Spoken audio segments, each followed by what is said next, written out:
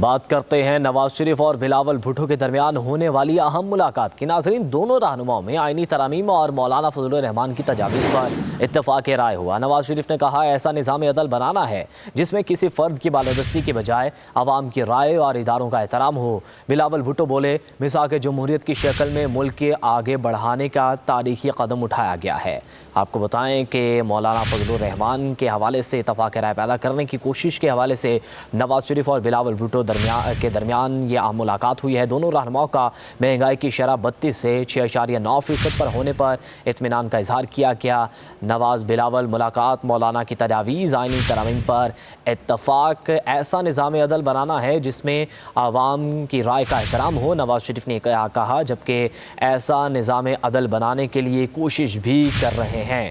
آپ کو بتائیں کہ میثاق جمہوریت سے ملک کو آگے بڑھانے کا تاریخی قدم اٹھایا گیا، بلاول بھٹو نے یہ کہا۔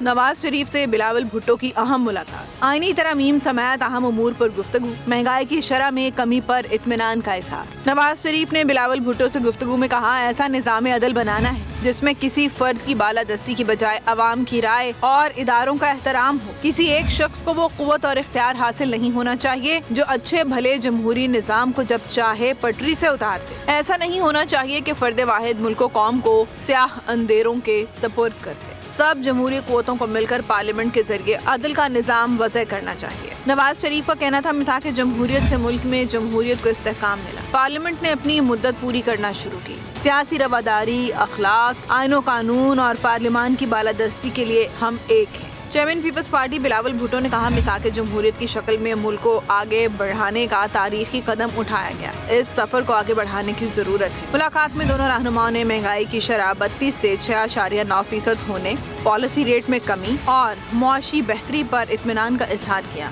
آئینی ترمیم پر بھی بات ہوئی۔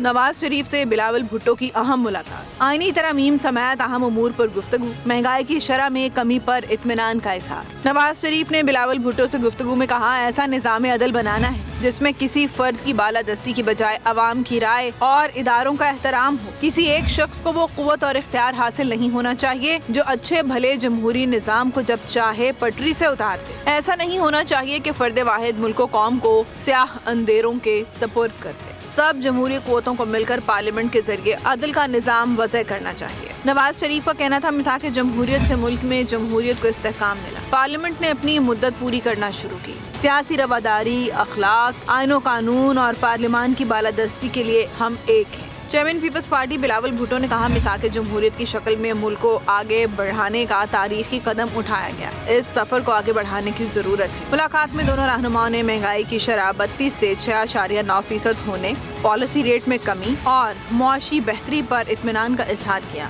آئینی ترمیم پر بھی بات ہوئی۔